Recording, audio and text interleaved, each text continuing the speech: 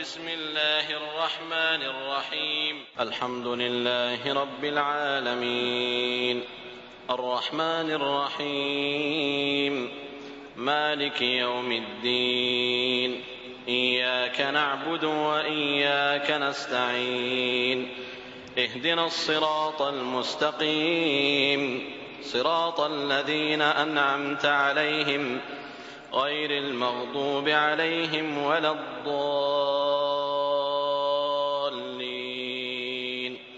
آمين.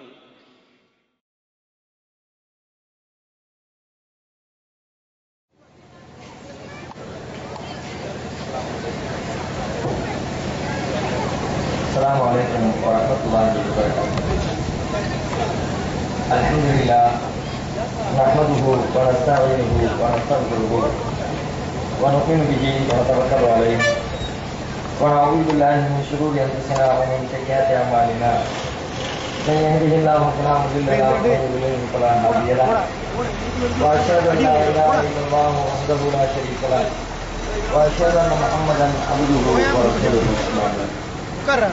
பெருமதிப்பிற்கும் மரியாதைக்கும் உரிய எல்லாம் வல்ல அல்லாஹ்வின் நல்லடியார்களே, அருமை பெரியோர்களே, தாய்மார்களே, சகோதர சகோதரிகளே, அல்லாஹ்வுடைய மார்க்கத்தினை அறிந்து கொள்ள வேண்டும் என்ற பேரார்வத்தோடு இந்த நிகழ்ச்சி ஏற்பாடு செய்யப்பட்டிருக்கிறது. இதில் நம்முடைய மதரசாவின் மாணவ செல்வங்கள் அவர்கள் படித்தறிந்த பல்வேறு விஷயங்களை நம்மிடத்திலே இதுவரைக்கும் பகிர்ந்திருக்கிறார்கள். அதனுடைய தொடர்ச்சியாக எனக்கு தௌஹீத்வாதிகள் யார் என்ற தலைப்பிலே உரையாற்றுமாறு என்னை பணித்திருக்கிறார்கள். தௌஹீத்வாதிகள் யார் என்பதற்கு மிக சுருக்கமான அடிப்படையில் இலக்கணம் சொல்வதாக இருந்தால், யார் இந்த நாம் வாழுகிற வாழ்க்கையை கவனத்திலே கொள்ளாமல் மரணத்திற்கு பிறகு வரக்கூடிய மறுமையின் வெற்றிக்காக, மறுமையிலே கிடைக்கப்படுகிற சுவர்க்கத்திற்காக யார் இந்த உலக வாழ்க்கையை அமைத்துக் கொள்கிறார்களோ அவர்கள்தான் ஏகத்துவவாதிகள், தௌஹீத்வாதிகள் என திருமறை குர்ஆன் நமக்கு எடுத்துச் சொல்கிறது. மிக சுருக்கமாக இந்த இலக்கணத்தை நாம் சொன்னாலும் இது குறித்து பல்வேறு விளக்கமான விவரங்கள் அல்லாஹ்வின் தூதரின் வழியாக நமக்கு சொல்லித் தரப்பட்டிருக்கிறது. நாளை மறுமைக்காக வெற்றி பெற எவன் பாடுபடுகிறானோ, முயற்சிக்கிறானோ, அதற்காக வேண்டி தனது வாழ்க்கையினை அமைத்துக் கொள்கிறாரோ அவர்தான் மறுமையிலே அவர்தான் தௌஹீத்வாதியாக இருக்க முடியும் என்று சொன்னால், நாளை மறுமையிலே வெற்றி பெறக்கூடிய அந்த பண்புகள் என்ன என்பதனை அவர் சரியாக தெரிந்து வைத்திருக்க வேண்டும்.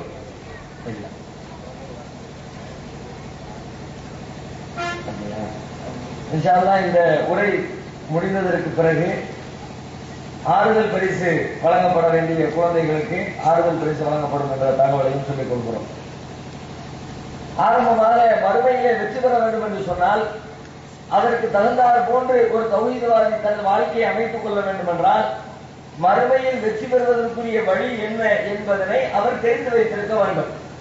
மறுமையில் வெற்றி பெறுவதற்குரிய வழியினை ஒரு மனிதன் அவன் சுயமாக அறிந்து கொள்ள இயலாது. அவருடைய சிந்தனையின் வழியாக கண்டுபிடிக்க இயலாது.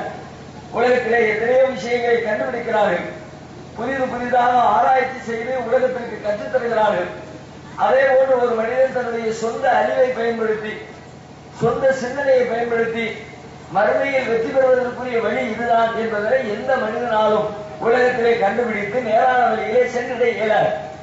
அதற்காகத்தான் அல்லாஹ் ரப்பல் ஆலமீன் தன் புறத்திலிருந்து தூதர்களை தேர்வு செய்து அவர்களுக்கு பிரத்யேகமான அடிப்படையில் தனது தூதுத்துவ செய்தியினை வழங்கி தனது வேதத்தை உலகத்திற்கு வழங்கி அந்த வேதத்தின்படி யார் நடக்கிறாரோ அவர்தான் மறுமையிலே வெற்றி பெற்றவராக ஆகிவிடுவார் என்று அல்லாஹ் நமக்கு பாடம் கற்றுத் தருகிறார்.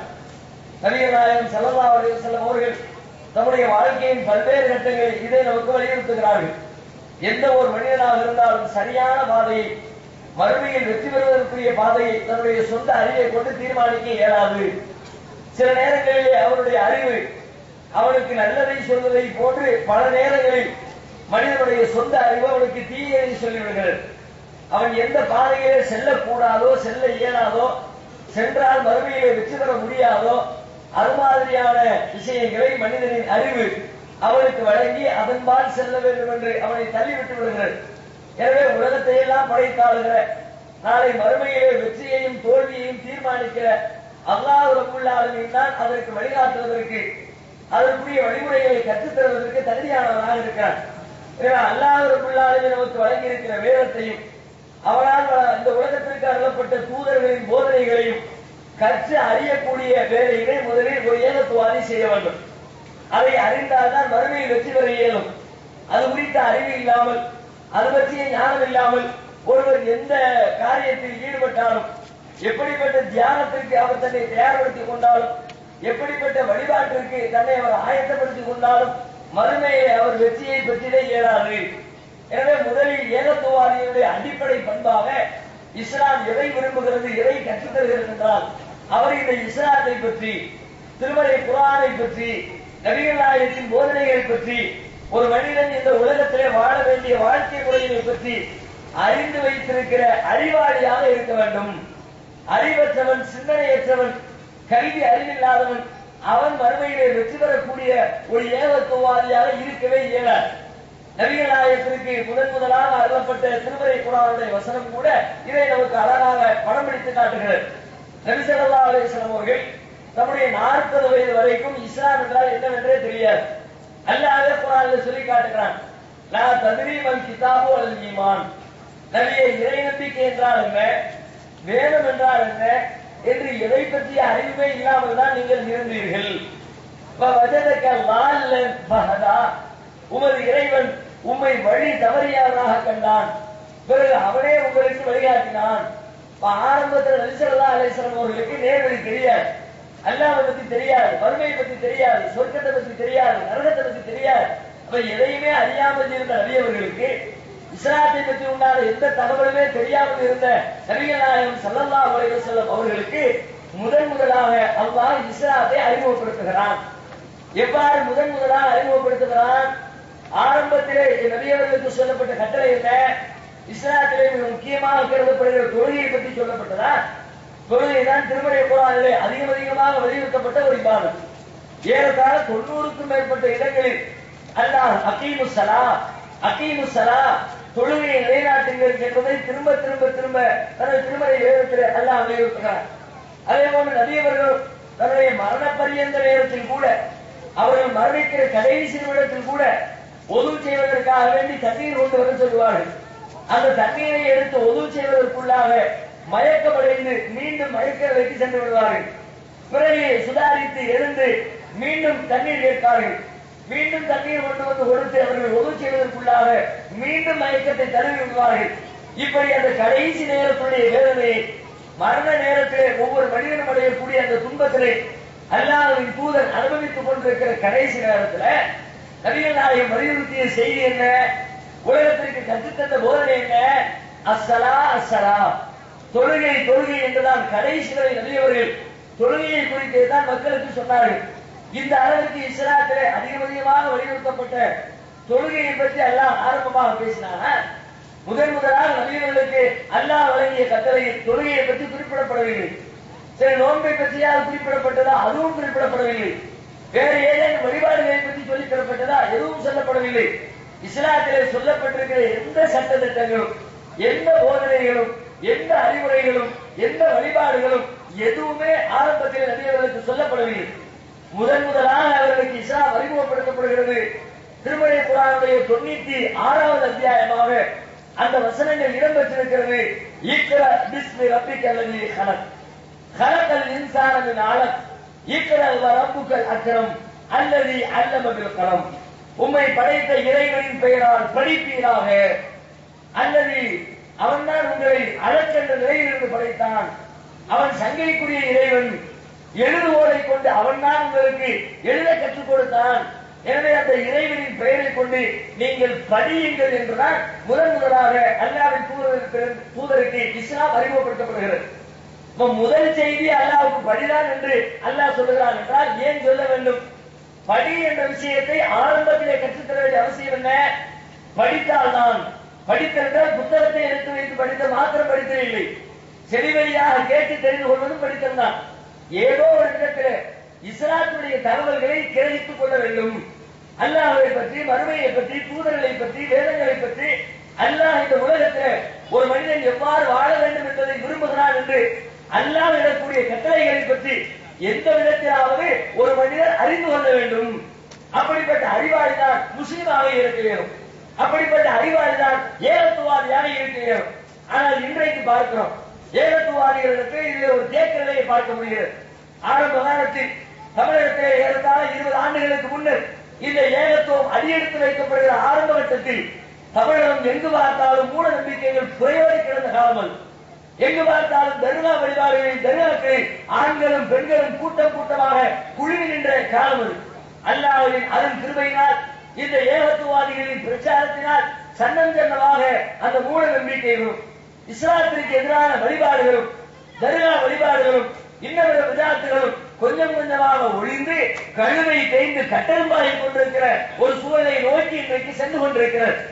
இன்றைக்கு செல்லக்கூடிய இந்த காலகட்டம் இப்படி இருந்தாலும் தௌஹீதுக்கு ஒரு விதமான புரட்சியும், ஒரு விதமான மரியாதையும், தௌஹீதை ஏற்றுக்கொண்ட அந்த இயக்கத்தில் இருக்கிறவர்களுக்கு சமூகத்திலே ஒரு விதமான அந்தஸ்தை நோக்கிய பயணத்தை மேற்கொண்டிருக்கிற இந்த காலகட்டத்திலே நாம் இருக்கிறோம். ஆனால் 20 ஆண்டுகளுக்கு முன்னர் இருந்த நிலைமை என்ன? ஒட்டுமொத்த தமிழகத்திலும் ஏகத்துவாதிகளுக்கு கடுமையான எதிர்ப்பு நிறைந்திருந்த காலம். எங்கு பார்த்தாலும் ஓட்டியங்கள் தலை தூக்கி அதிலே மக்கள் புறையோடி போய் கிடந்த காலம். அப்படிப்பட்ட காலத்தில் இந்த ஏகத்துவத்தை ஏற்றுக்கொண்ட மக்கள் அங்கொன்றும் இங்கொன்றுமாக இருந்தார்கள். ஊருக்கு ஒருத்தர் இருப்பாங்க, 2 பேர் இருப்பாங்க. இன்னைக்கு ஊர்ல நூற்றுக்கணக்கான மக்கள் ஏகத்துவாதிகள் இருக்கிறார்கள். அன்றைக்கெல்லாம் ஒரு ஊருக்கு ஒரு ஆள் மாநில அளவிலே கூட்டம் நடத்துவார்கள், மாநில மாநாடுகள் போடுவார்கள், மாநில அளவிலே மசோராவிற்கு, ஆலோசனை கூட்டத்திற்கு ஏகத்துவாதிகளுடைய கூட்டம் நடைபெறும். எப்படி இருக்கும் அந்த மாநில மாநாடுகளில்? மாநில அளவிலான நிர்வாக கூட்டங்களில் 50 பேர் வந்திருப்பார்கள், 100 பேர் வந்திருப்பார்கள், 150 பேர் வந்திருப்பார்கள். அவர்களை வைத்துக் கொண்டு நம்முடைய ஜமாத்துடைய தலைவர்கள் எல்லாம் பேசுவார்கள். இன்று நாம் மிக பிரம்மாண்டமான அளவில் வளர்ந்து விட்டிருக்கிறோம், பெரும் திரளாக கூடி இருக்கிறோம் என்று பேசுவார்கள். எத்தனை பேரு? முன்னாடி 100 பேர் 50 பேர் உட்கார்ந்திருப்பாங்க. 50 பேர் 100 பேர் அதுவும் எப்படி ஒரு கிராமத்துல போட்டு ஒரு கிராமத்திலே நடத்துகிறோம். அந்த கிராமத்திலே நடத்துகிற பெரிய அளவில் விளம்பரம் இல்லாத, அதிக அளவிலே மக்களை திரட்டுவதற்குரிய எந்த ஏற்பாடுகளும் செய்யப்படாத இன்றைக்கு நாம் எத்தனை பேர் இங்கே கூடியிருக்கிறோம். ஆனால் அன்றைக்கு பெரிய முஸ்லீம்கள் எடுத்து ஒவ்வொருவரும் அவருடைய சக்தியை பயன்படுத்தி அவருடைய பொருளாதாரத்தை செலவழித்து ஒவ்வொரு மாவட்டத்தில் இருக்கிற மக்களும் அவர்களுக்கு தெரிந்தவர்களை எல்லாம் அழைத்துக் கொண்டு வந்து நடத்தப்படுகிற கூட்டத்திலே 100 பேர் 200 பேர் அமர்ந்து கொண்டு இன்றைக்கு நாம் பிரம்மாண்டமாக கூட்டமாக வளர்ந்திருக்கிறோம் என்று நம்முடைய தலைவர்கள் பேசிவிட்டு செல்வார்கள். இன்றைக்கு அப்படியே சூழ்நிலை இருக்கிறது. நிலைமை அப்படியே தலைகீழாக மாறிப்போய் கிடக்கிறது. ஒரு SMS மூலமாக அழைப்பு விடுத்தால் பெரும் பெரும் நகரங்களில் எல்லாம் ஒரு பிரச்சனை இருக்கிறது, ஒரு தேவை இருக்கிறது, ஏகத்துவாதி உடனடியாக இந்த இடத்திலே குழும வேண்டும் என்று சொல்லி கோரிக்கை வைக்கப்பட்டார். தொலைபேசி அழைப்பு கூட இல்லை, ஒரு போஸ்டர் இல்லை, ஒரு நோட்டீஸ் இல்லை, வருவதற்குரிய வாகன ஏற்பாடு இல்லை, எந்த செட்டப்புகளும் செய்யப்படாமல் SMS ஒரு மெசேஜ் அனுப்பி வைத்து இங்கே ஒரு பிரச்சனை உடனடியாக வந்து சேர வேண்டும் என்று மெசேஜ் அனுப்பி வைக்கப்பட்டால் அந்த மெசேஜை பார்த்துவிட்டு யார் என்ன என்ற எந்த விவரமும் தெரியாமல் மெசேஜை பார்த்த மாத்திரத்தில் ஆயிரக்கணக்கான மக்களை குழுமுகிற அளவிற்கு, கூட்டுகிற அளவிற்கு அல்லாஹ் அந்த ஏகத்துவத்திற்கு தமிழகத்திலே ஒரு வளர்ச்சி ஏற்படுத்தி இருக்கிறான். ஆனால் ஆரம்பத்திலே இருந்த நிலைமை மிக மிக மோசம், அதன் பாதாளம். அப்படி இருந்த மக்கள், அப்படி இருந்த ஏகத்துவம் தௌஹீத்வாதிகளுடைய எண்ணிக்கை இன்றைக்கு இந்த அளவிற்கு வளர்ந்ததற்கு காரணம் என்ன? அதை யோசித்து பார்த்தால் அதிலே ஒரு உண்மை இருக்கிறது. என்ன உண்மை? ஆரம்பத்திலே ஏற்றுக்கொண்டவர்கள் அந்த விஷயங்களை தெரிந்து கொள்வதற்காக, அதை தனது உள்ளத்திலே பதிய வைப்பதற்காக அது குறித்த விஷயங்களை தேடி தேடி அடைவார்கள். இன்றைக்கு கூட உங்கள் மத்தியிலே பல பேர் இருக்கலாம். 20 ஆண்டுகளுக்கு முன்பு, 25 ஆண்டுகளுக்கு முன்பு இந்த ஏகத்துவ கொள்கையினால் ஈர்க்கப்பட்ட பல பேர் இங்கே அமர்ந்திருப்பீர்கள். அப்படிப்பட்டவர்களோடு புதிதாக வந்தவர்கள் உங்களையும் அவர்களையும் ஒப்பிட்டு பாருங்கள். அவர்களுடைய நிலைமைக்கும் உங்களுடைய நிலைமைக்கும் இடையே ஒரு பெரிய வித்தியாசம் இருக்கு. என்ன வித்தியாசம்? அவர்கள் விஷயங்களை கிரகித்துக் கொள்வதிலே அவ்வளவு ஈடுபாடு காட்டினார்கள். ஆரம்பத்திலே நாம் பத்திரிகை நடத்தினோம், அன்னஜாத் என்ற பத்திரிகை வந்தது, புரட்சி வென்ற என்ற பெயரிலே பத்திரிகை வந்தது, அல் முபீன் என்ற பெயரிலே பத்திரிகை வந்தது. அது ஜன்னத் என்ற பெயரிலே பத்திரிகை வந்தது. மாதத்திற்கு ஒரு தடவை வருகிற அந்த பத்திரிகையை ஊரிலே ஒருவர் இருக்கிறாரே, ஒருத்தர் 2 பேரு, அந்த 2 பேரும் என்றைக்கு அந்த பத்திரிகை வரும் என்று காத்து கிடந்து கையிலே அந்த புத்தகம் கிடைத்தவுடனே முதல் பக்கத்திலிருந்து கடைசி பக்கம் வரைக்கும் ஒரு வரி விடாமல் அதிலே சொல்லப்பட்டிருக்கிற ஏகத்துவ கருத்துக்களை உள்ளத்திலே ஏற்றக்கூடிய காட்சிகளை கடந்த காலத்திலே பார்த்தோம். அறிவை தேடி அடைந்தார்கள், அறிவு கிடைக்காதா என்று ஓட்டம் எடுத்தார்கள்.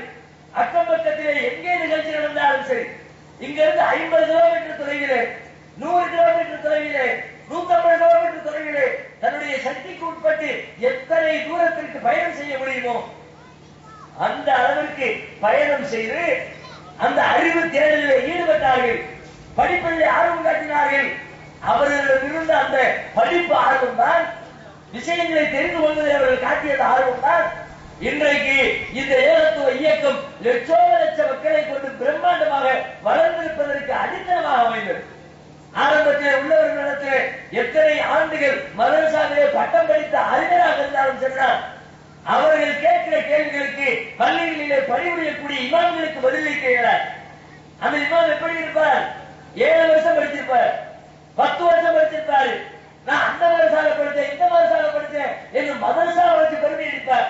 நான் பாக்கவி, நான் உளவி, நான் மிஸ்பாகி, நான் பெரிய பெரிய மதரசாவில் பெரிய பெரிய அறிஞர்களிடத்துல பாடம் கற்று வந்திருக்கிறேன் என்று பெருமை அளிக்கக்கூடிய ஆளுங்கள் எல்லாம் ஆரம்ப காலத்து ஏகத்துவாதிகளை பார்த்துவிட்டு அவர்கள் கேட்கிற கேள்விகளுக்கு பதிலளிக்க முடியாமல் திக்கி திணறி கொண்டிருந்தார்கள். எப்படி அப்படி திணற வைக்க முடிந்தது? அந்த விஷயத்தை தேடி படித்த அந்த ஆர்வம் தான் அது ஏற்படுத்திய விளைவு. அது இன்றைக்கு இரவு என்ன ஆரம்பத்தில் நம்ம எதையெல்லாம் மக்கள் மத்தியில தவறு என்று சொன்னோமோ அதற்குரிய சான்றுகளை ஒவ்வொருவரும் தெரிந்து வைத்திருந்தார்கள். அதை புரிந்து அதை நம்பிக்கை கொண்டிருந்தார்கள். அது குறித்து மக்களுக்கு விளக்கம் கொடுக்கிற அளவுக்கு அறிவுடைத்தவர்களாக இருந்தார்கள். ஆனா இன்னைக்கு நிலைமை என்ன? அற்பமான விஷயங்களை சந்தேகம் வருகிறது. உடனே நம்மளுக்கு போன போட்டு ஒருத்தர் சந்தேகத்தை கேட்பார். கேட்ட உடனே இவர் பதில் சொல்ல மாட்டார். உடனே நம்பர் அடிக்க வேண்டியது. நம்பர் அடிச்சு யாரு எப்படி சொல்லுவானா, யாரு அப்பா சரியா, யாரு பிடிக்கவா, ஆனா ஒரு டவுட் கேட்கிறாரு, என்ன பதில் சொல்லுங்க, போட கொடுக்க வேண்டும். சரி, உனக்கு தான் பதில் தெரியலையே, அவரிடத்தில் உனக்கு அதுக்குரிய விளக்கத்தை சொல்ல முடியலையே, அவர் நீ என்ன செய்ய வேண்டும்? ஒரு ஏகத்துவாதி முதலில் அதற்குரிய பதில் நீ தெரிஞ்சிருக்கணும். உனக்கு பதில் தெரியாது ஒன்று நீ எப்படி நம்பலாம்? அப்படி அறிவுரைத்தனமா மூளை இல்லாம நம்பலாமா? அப்படி நம்பி வந்துட்டாலே கடந்த காலத்தில் இஸ்லாத்தின் பேரால் ஏராளமான அனாச்சாரங்களும் விதத்துகளும் சமூகத்திலே அமைந்திருக்கிறது. எல்லா விதத்திற்கும் அடிப்படை என்ன? அதற்கு சொன்னா கரெக்டா இருக்கும், அதை திருப்பணிக்க வரும். இந்த அந்த கருத்து சொன்னா கேட்க மாட்டோம், இந்த கருத்து சொன்னா ஓகே. நம்ம தௌஹீத் கருத்து தானே இது, ஏழை கொடுக்கப்பட்டிருக்கிறதா? அறிஞர் பெருமக்களிடத்தில் எப்படி நடந்து கொள்ள வேண்டும் திருமலை குர்ஆன் பேசுகிறது. அறிஞராக இருந்தால் எந்த அறிஞராக இருந்தாலும் தெரியுமா, மார்க்கத்தை பற்றி சொன்னால் சரியாக சொல்கிறாரா, ஆதாரத்தோடு சொல்கிறாரா, குர்ஆனில் என்று சொல்கிறாரா, நபிமொழி என்று சொல்கிறாரா என்பதை உரசி பார்த்து விட்டுத்தான் அதை நம்பக்கூடியவராக இருக்க வேண்டும் ஒரு ஏகத்துவாதி. அல்லாஹ் பேசுகிறான், ஃபஸ்அலு அஹ்ல ذிக்ரி இன் குன்தும் லா தஅலமூன். நீங்கள் அறியாத மக்களாக இருந்தால் அறிஞர்களிடத்திலே அறிஞர்களிடத்திலே கேள்வி கேட்டு தெரிந்து கொள்ளுங்கள் என்று சொல்றார்.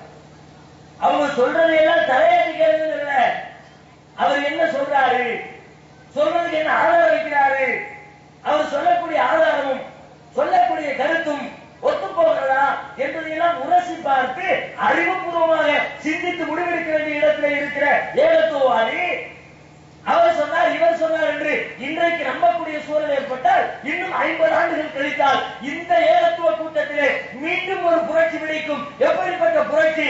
இங்கே இருக்கிற மூட நம்பிக்கைகளை ஒழித்து இது இவருக்கு மேல் அவருக்கு மேல், இவர் சொன்னது சரி அவர் சொன்னது சரி என்பதையெல்லாம் உடைத்து மீண்டும் குர்ஆன் சொல்வதை நம்ப வேண்டும், நபிகள் நாயகம் சொல்வதை நம்ப வேண்டும், அறிவுபூர்வமாக யோசித்து முடிவெடுக்க வேண்டும் என்பதை நோக்கி மீண்டும் ஒரு பிரச்சாரத்தை கட்டமைக்க வேண்டிய சூழலுக்கு நம்மை நாம் ஆட்படுத்திக் கொள்ளக் கூடாது. அல்லாஹ் ரப்பல் ஆலமீன் திருமறை குர்ஆனிலே சொல்கிறார், "ஒய்தா ذُكِّرُوا بِآيَاتِ رَبِّهِمْ لَمْ يَخِرُّوا عَلَيْهَا صُمًّا وَعُمْيَانًا." ஏகத்துவாதிகளுக்கு இருக்கிற பண்பு என்ன? அல்லாஹ்வின் வசனங்கள் அவர்களுக்கு எடுத்துச் சொல்லப்பட்டால், அல்லாஹ்வுடைய வசனத்தை ஒருத்தர் பேசுறதாக அவர்கள் கருத்தை எடுத்து சொன்னால், லம் யஃபிரு அலையா சும்மா பவ்யானா, செவிடர்களாகவோ குருடர்களாகவோ அதன் மீது விடமாட்டார்கள். அவர் சொல்லிட்டாங்கல்ல அப்படின்னு தடை கட்ட மாட்டாராம். நீ சொல்றது எங்க இருக்குது, நீ சொல்ற அர்த்தம் அதுக்கு இருக்குதா, அதை ஏற்றுக்கிற மாதிரி இருக்குதா என்பதையெல்லாம் ஆராய்ச்சி பண்ணி புரிந்து அதற்கு பிறகுதான் நம்ப வேண்டும். குருட்டுத்தனமா நம்புறது ஏகத்துவாதிக்குள்ள பண்பு இல்ல. யாரும் சொல்லட்டுமே, எத்தனை பேர் அறிஞர் சொல்லட்டுமே, அப்படி அறிஞர் சொல்வதை நம்புவதாக இருந்தால் அபூஹனீஃபா சொல்றதை நம்பிட்டு போயிடலாமே, சாமி சொல்றதை நம்பிட்டு போயிடலாமே, அஹ்மத் பின் ஹம்பல் சொல்றதை நம்பிட்டு போயிடலாமே, இமாம் மாலிக் அவர்கள் சொல்றதை நம்பிட்டு போயிடலாமே, நம்ம பள்ளியாசல்ல இத்தனை வருஷமா பயன் பண்ணிக்கிட்டு இருக்கிற அதற்கு சொல்றதை நம்பிட்டு போயிருக்கலாமே. அதையெல்லாம் நம்ப மாட்டோம் என்று புரட்சி செய்வதற்கு காரணம் என்ன? யாரு சொன்னாலும் நம்ப கூடாது அல்லாஹ் சொல்வதை தவிர, யாரு சொன்னாலும் நம்ப கூடாது அல்லாஹ்வுடைய தூதர் சொன்னதை தவிர, அல்லாஹ்வின் வார்த்தையையும் அவருடைய தூதரின் வார்த்தையையும் தான் நம்ப வேண்டும் என்று சொல்லித்தானே புரட்சி செய்து அவர்களை எல்லாம் விட்டு வெளியே வந்திருக்கிறோம். மீண்டும் நம்மிடத்திலே பழைய சிந்தனை போக்கு உருவெடுத்தால் நாம் ஏகத்துவாதிகளா, தௌஹீத்வாதிகளா? நாளை மறுமையிலே நரகத்திலே கிடைக்கிற மக்கள் புலம்புகிற புலம்பலை பற்றி அல்லாஹ் திருமறையிலே பேசுகிறான். தக்காது தமையது மினல் கைர் குல்லமா உல்கிய ஃபீஹா ஃபௌஜுன் சஅலஹும் கஸரத்துஹா அலம் யஅதிகும் நதீர். கூட்டம் கூட்டமாக நரகத்திலே கொண்டு போய் மக்களை தள்ளப்படுமாம். ஊராக ஜமாத்தாக ஏன்னா கூட்டமா சேர்ந்து அநியாயம் பண்றது அதிகமா இருக்கலாம். தனியா தப்பு பண்றவங்களோட ஜமாத்து அமைப்பு வச்சுட்டு அயோக்கியத்தனம் பண்றவங்களுடைய எண்ணிக்கை தான் ஜாஸ்தி. அதனால அல்லாஹ் சொல்றான், கூட்டமாக கொண்டு தள்ளப்படும் பொழுது நரகத்தினுடைய காவலாளி கேட்பாராம், அதன் ஏற்றிக்கும் நதீர், ஏனப்பா உங்களிடத்திலே எச்சரிக்கை செய்கின்ற எவரும் வரவில்லையா? மொத்தமா வந்து விடுகிறீங்களே, யாரும் உங்களுக்கு அல்லாஹ் ரசூலை பத்தி சொல்லலையா? இந்த மாதிரி நரகத்தை பத்தி எச்சரிக்கலையா? அது மாதிரி ஒருத்தர் வரலையா? அவர்கள் பதில் சொல்வார்களாம், காலுபலா கதுஜானா நதீர், ஆமாம் எங்களிடத்திலே எச்சரிக்கக்கூடியவர்கள் வந்தார்களே. கந்தபுனா ஓ புல்னா மா நஸலல்லாஹு மின் ஷை, அவர்களை நாங்கள் பொய்ப்படுத்தினோம். நீங்கள் சொல்லுகிற மாதிரி அல்லாஹ் எதையும் சொல்லவில்லை என்று அவர்களை பொய்யர்களாக்கிறோம். லவ் குன்னா நஸ்மஉ அவ் நஅகிலு மா குன்னா ஃபி அஸ்ஹாபி ஸவீர், அன்றைக்கு அவர்கள் சொன்னதை நாங்கள் கேட்டு சிந்தித்திருந்தால் இன்றைக்கு இந்த நரகத்திற்கு வந்திருக்க மாட்டோமே. எப்படி நரகத்துக்கு வராம இருப்பாங்களா? நரகத்தில் வராம இருக்குன்னா அவங்க சொன்னதை கேட்டா நரகத்துக்கு வராம இருக்க மாட்டாரா? ஒருத்தர் சொன்னதை கேட்கறதா நரகத்துக்கு போயிடுவாரு. கேட்டு புட்டு அவர் நாட்டிலு நாங்கள் சிந்தித்திருந்தால், எங்க மூளையை பயன்படுத்தி இருந்தால், இவர் சொன்னது கரெக்டா தப்பா என்று ஆராய்ச்சி பண்ணியிருந்தால் நாங்கள் இந்த நரகத்திற்கு வந்திருக்க மாட்டோமே என்று நரகவாசிகள் புலம்புவார்கள். அப்ப மூளை அல்லாஹ் எழுதி கொடுத்தான், சிந்திக்கிறதுக்கு தான் கொடுத்தா. சிந்திக்காம கல்வியை தேடாம விஷயங்களை ஆராய்ச்சி பண்ணாம அவர் சொன்னார் இவர் சொன்னார் என்று நம்புவது ஒரு ஏகத்துவாதிக்கான அடிப்படை அளவு கிடையாது, பண்பு கிடையாது. இன்னும் சொல்வதாக இருந்தால் திருக்குர்ஆன் மேலும் அதிகமாக பேசுகிறது. வலகத் ரஅனா லிஜஹன்னம கஸீரம் மினல் ஜின்னி வல் இன்ஸ், மனிதர்களிலும் ஜின்களிலும் அதிகமானவர்களை நாம் நரகத்திற்காக தயாரித்திருக்கிறோம். ஏன் நரகத்துக்கு போறாங்க? காரணத்தை அல்லாஹ் விளக்குகிறான். லஹும் குலூபுன் லா யஅகிலூன பிஹா, அவர்களுக்கு மூளை இருக்கும், அதை கொண்டு சிந்தித்திருக்க மாட்டார்கள். வலஹும் ஆயுனுன் லா யுப்சிரூன பிஹா, அவர்களுக்கு கண்கள் இருக்கும், அதை கொண்டு நேரானதை பார்த்திருக்க மாட்டார்கள். வலஹும் ஆதானுன் லா யஸ்மஊன பிஹா, அவர்களுக்கு செவிகள் இருந்திருக்கும், அதை கொண்டு கேட்டிருக்க மாட்டார்கள். சொல்லிட்டு கடைசியில சொல்றான், உலாயிக்க கல்அன்ஆம், இவர்கள் எல்லாம் கால்நடைகளை போன்றவர்கள். கால்நடைனா என்ன? ஆடு மாடு கழுதை குதிரை. ஆடு மாடுனா கூட பல பேருக்கு ரோஷம் வர மாட்டேங்குது. கால்நடைனா ஆடு மாடு மட்டுமா இல்ல, கால்நடையில பன்னியும் ஆடணும், கால்நடையில நாய் ஆடணும், கால்நடையில கழுதை ஆடணும். என்ன லிஸ்ட்ல வைக்கிறான்ல? மூளை இருந்து சிந்திக்கலையா நீ பன்றி மாதிரி, மூளை இருந்து சிந்திக்கலையா நீ நாய் மாதிரி. மூளை இருந்து சிந்திக்கிறையா நீ கழுதை. நான் சொல்ல அல்லாஹ் சொல்றான். எல்லா மிருகத்துக்கும் சொல்லக்கூடிய கால்நடைகளுக்கு சொல்லக்கூடிய பொதுவான வார்த்தையை சொல்லி நீ அது மாதிரிடா சொல்லிவிட்டு அடுத்து நடக்கிறான். பல் இல்ல இல்ல அதுவும் அதோட கேளப்பா. ஏன் கால்நடைக்காவது சிந்திக்கிற மூளை இல்ல, அதனால சிந்திக்க. பன்றி சிந்திக்காம போனதுக்கு என்ன காரணம்? சிந்திக்கிற மாதிரி மூளையை குறுக்க சிந்திக்கிற. நீ அது ஒண்ணா சிந்திக்கிற மூளை இருந்து நீ சிந்திக்கிற, சிந்திக்கிற மூளை இல்ல அதனால பன்றி சிந்திக்கிற. எனவே நீ அதை விட கேடு கட்டவன் என்று அல்லாஹ் பேசுகிறான். யாரு யாருக்கு மூளை இருந்து அந்த மூளையை பயன்படுத்தலையோ சிந்திக்கலையோ ஆராய்ச்சி பண்ணலையோ விஷயங்களை தேடிக் கொள்ளலையோ அறிவாளியாக இல்லையோ அவர்கள் இப்படிப்பட்டவர்கள் நாளை மறுமையை நரகத்திற்குரியவர்கள். அப்ப ஏகத்துவாதிக்கான அடிப்படை பண்பு முதன்மையான பண்பு அவர் விஷயதாரியாக ஆராய்ச்சியாளராக சிந்தனைக்குரியவராக சரியானது எது தவறானது எது என்பதை பகுத்து அறிந்து தன் வாழ்க்கையை பின்பற்றுகிறவராக இருக்க வேண்டும். அவர்தான் தௌஹீத்வாதி. அப்படி சரியானது தப்பானதை பிரிச்சு அறிகிறாட்டி தப்பா சொல்றது கேட்பீங்க. கடைசியில் அவரும் நரகத்துல நீங்க நரகத்துல, அவரும் உள்ள போய் புலம்புவார் நீங்க உள்ள போய் புலம்புவீங்க. ஏகத்துவாதியுடைய முதல் பண்பு அவர் அறிவாளியாக விஷயதாரியாக சிந்தனையாளராக இருக்க வேண்டும். அடுத்து என்ன? அந்த சிந்தனையை தன் வாழ்க்கையிலே கடைபிடிக்கிறவராக விஷயத்தை தெரிஞ்சுக்கிட்டார். குர்ஆனை படிக்கிறார், ஹதீஸை படிக்கிறார், அதை தன் வாழ்க்கையில கடைபிடிக்கிறார். அப்படி கடைபிடிக்கிறவர் அதில் சொல்லப்பட்டிருக்கிற விஷயங்கள் 100% தன்னை அதற்கு கட்டுப்படுத்திக் கொள்ள வேண்டும். ஒரு விஷயம் சரி தப்புன்னு நமக்கு தெரியுது, வாழ்க்கையில செய்யக்கூடியது எது செய்யக்கூடாதது எது ரெண்டையும் மார்க்கிறதுக்கு பிரிச்சு தந்துச்சு. அதை நான் புரிஞ்சுக்கிட்டேன், என் வாழ்க்கையில கடைபிடிக்கிறனால் என் மீது சுமத்தப்பட்டிருக்கிற இன்னொரு முக்கியமான பொறுப்பு நான் அறிந்த விஷயங்களை பிறருக்கு அறிவித்துக் கொடுக்க வேண்டும். அடுத்தவங்களுக்கு எடுத்து சொல்லணும், அதை பற்றி பிரச்சாரம் செய்ய வேண்டும். எப்படி நபீர் நாயகம் சொல்கிறார்கள், அவருடைய இறுதி பேருரையில 23 ஆண்டு காலம் இந்த உலகத்திற்கு அவர்கள் என்ன மார்க்கத்தை சொன்னார்களோ, நபியாக இருந்து எதையெல்லாம் கற்றுத் தந்தார்களோ அவை அனைத்தையும் சாறு முடித்து அவர்கள் ஹஜ்ஜுக்கு சென்றிருந்த நேரத்தில் மக்களுக்கு ரத்தின சுருக்கமாக உரை நிகழ்த்துகிறார்கள். அந்த உரையிலே சொல்கிறார்கள், இங்கே வந்திருக்கிறவர்கள் வராதவர்களுக்கு இந்த செய்தியை கொண்டு போய் சேர்த்து விடட்டும். இந்த செய்திகளை யாரெல்லாம் தெரிஞ்சுக்கிட்டீங்களோ, மார்க்க விஷயங்களை யார் அறிந்து வைத்திருக்கிறீங்களோ அவர்கள் அறியாத மக்களுக்கு இதை சொல்லிக் கொடுக்க வேண்டும் என்று நபிகள் நாயகம் இறுதி பேருரையிலே தான் கொண்டு வந்த மார்க்கத்தை தன்னுடைய சமுதாயத்தின் தோள்களிலே இறக்கி வைக்கிறார்கள். அப்ப சொல்றாங்க, அல்லாஹ் பார்த்து கேட்கிறான், அல்லாஹும்ம ஹல் பல்லக்து, இறைவா நீ எனக்கு சொன்ன மார்க்கத்தை நான் இந்த உலகத்திற்கு எடுத்து சொல்லிவிட்டேனா?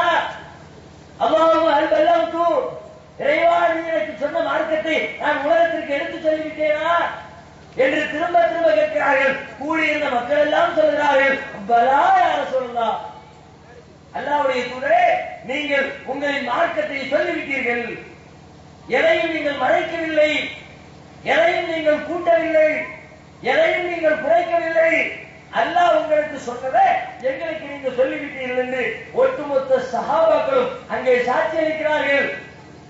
அப்பதான் ரசூலுல்லாஹ் சொல்றாங்க, நான் உங்களுக்கு சொன்னேன், இத யாருக்கெல்லாம் இந்த செய்தி தெரியாதோ அவங்கள்ட்ட கொண்டு போய் நீங்க சொல்லிடுங்க. ஏன் வேலையை நான் செஞ்சுட்டேன், ஏன் கடமை நான் முடிச்சுட்டேன், அடுத்து உங்க மேல கடமை இருக்கிறது என்று தனது பொறுப்பை இந்த சமூகத்தின் தோள்களிலே இறக்கி வைத்தார்கள். அடுத்து ஏகத்துவாதிகளுக்கு இருக்க வேண்டிய அடுத்த பண்பு தான் அறிந்த விஷயத்தை பிறருக்கு அறிவித்துக் கொடுக்க வேண்டும். அறிவித்து கொடுக்கிற சாதாரண விஷயமா? அதுதான் பிரச்சனைக்குரிய மேற்று. நான் தெரிஞ்சுக்கிட்டது அடுத்தாலும் சொல்ல எடுத்து வச்சுக்குவோம், ஏன் அளவுல நான் கடைபிடிச்சா பிரச்சனை கிடையாது. நான் தெரிஞ்ச விஷயத்தை எல்லாம் உலகத்துக்கு சொல்ல நினைச்சா உலகம் அதை ஏற்றுக்கொள்ள. ஏன்னா உலகத்துக்கு பிடிக்காத நிறைய மேற்று உள்ளுக்குள்ள இருக்குது. வட்டி வாங்காதே, விபச்சாரம் செய்யாதே, அடுத்த பொண்ணுக்கு போன போட்டு அலப்பறை பண்ணாத, தேவையில்லாம டிவியில உட்கார்ந்து நேரத்தை வீணடிக்காத, மற்ற காரியங்களை வீணான காரியத்தில் நேரத்தையும் காலத்தையும் செலவழிக்காத, என்றெல்லாம் உலகத்திலே நடக்கிற எத்தனையோ தீமைகளை அதை செய்யக்கூடாது என்று மார்க்கம் தடுக்கிறது. மார்க்கம் தடுத்திருக்கிற செய்திகளை மக்களுக்கு நான் சொன்னா மக்கள் ஏற்றுக்குவாங்களா? இத்தனை வருஷமா நான் செஞ்சுக்கிட்டு இருக்கிறோம், அதை என்ன செய்யக்கூடாதுங்கிற, பாவம்னு சொல்ற, இதை செஞ்சா நரகத்துக்கு போயிருவாங்கிற. எங்க அப்பா எத்தான் செஞ்சாரு, எங்க அம்மா எத்தான் செஞ்சாங்க, எங்க தாத்தா பாட்டி எத்தான் செஞ்சாங்க, பாட்டா முப்பாட்டை எத்தான் செஞ்சாங்க, எங்க ஊர்ல எல்லாரும் எத்தான் செய்யறாங்க, நீங்க செய்யக்கூடாதுங்கிறீங்க, அப்படி எங்களை சார்ந்தவங்க கிடையாது என்று அதனால் பாதிக்கிறவர்கள், காலகாலமாக அதை செய்து கொண்டிருக்கிறவர்கள், அதனால் நம்மை அடிக்க வருவார்கள். இந்த ஏகத்துவத்தை யாரெல்லாம் சொல்றாங்களோ எல்லாரும் அடிச்சிருக்கிறாங்க. அடிபடாமல் மிதிபடாமல் பிரச்சனைகளை சந்திக்காமல் தடைக்கற்களை தாண்டாமல் இந்த ஏகத்துவத்தினை தான் அறிந்து கொண்ட விஷயத்தை உலகத்திற்கு இதுவரைக்கும் எந்த மனிதனும் எடுத்து சொன்னதே கிடையாது. நபிகள் நாயகம் ஸல்லல்லாஹு அலைஹி வஸல்லம் அவர்களுக்கு முதலாக ஜிப்ரீல் அலைஹிஸ்ஸலாம் வருகிறார்கள். ஹிரா மலை புகையில ரசூலுல்லாஹை கட்டி பிடிச்சு அவர்களுக்கு இக்ரா பிஸ்மி ரப்பிக்கல் சூராவை கற்றுக் கொடுக்கிறாங்க. ரசூலுல்லாஹ்வுக்கு தான் நபியாயிட்டோன்னு தெரியும், பயப்படுறான்.